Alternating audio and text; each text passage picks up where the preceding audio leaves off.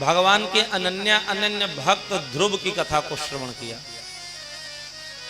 जिन्होंने मात्र 5 वर्ष की अवस्था में भगवान को प्राप्त कर लिया।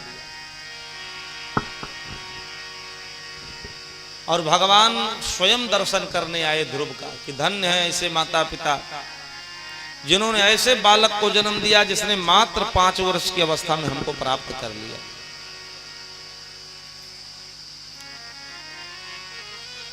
और भगवान ने ध्रुव को ध्रुव लोक की प्राप्ति करा दी। आज भी ध्रुव तारा के रूप में आकाश में दैदीप्यमान रहते हैं ध्रुव जी महाराज। तो ध्रुव को भगवान की प्राप्ति बाल्यावस्था में हुई और गुरुदेव की कृपा से हुई। ध्रुव के गुरु कौन है? कहा नारद जी महाराज, क्योंकि नारद जी ने मंत्र दिया।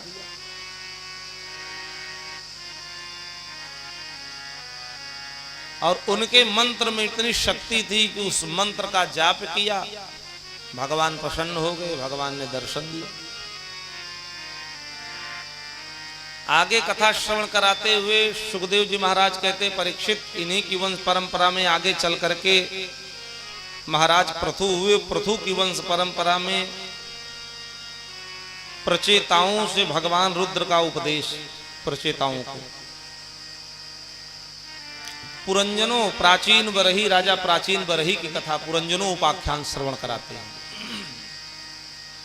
कहते हैं महाराज पृथु की परंपरा में एक राजा हुए हविर्धान, उनके पुत्र महाभाग बरहिषद हुए, जो यज्ञादि कर्मकांड और योगाभ्यास में कुशल थे। उन्होंने प्रजापति के पद को प्राप्त कर लिया और उन्होंने एक स्थान से दूसरे स्थान से तीसरे स्थान पर इतना यज्ञ किया, घूम घूम करके धराधाम पर इतना यज्ञ किया कि पूर्व दिशा की ओर अग्रभाग करके फैलाए हुए कुश से पृथ्वी पट गई। तभी उन्हीं राजा का नाम आगे चल करके राजा प्राचीन बरही हुआ।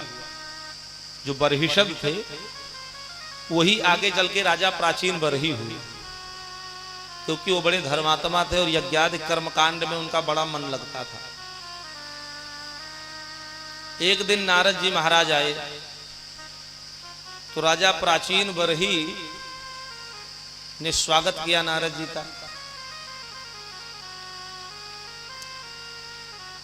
तो नारद जी ने कहा, राजन आकाश की ओर देख रहे हैं, तमाम पशु टकटकी लगाए आपकी ओर देख रहे हैं।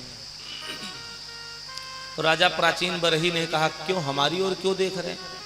तो कहा, यज्ञ में जो आपने निर्दयता पूर्वक पशुओं की हत्या की है, मारा है, वो सारे पशु तुम्हारी ओर देख रहे हैं। कब तुम मर करके वहां जाओ और अपनी लोहे की सींगों से तुमको छेदेंगे, वो कष्ट देंगे, तुम्हारा इंतजार कर रहे हैं, तुम शरीर छोड़ के आओ तो वहां।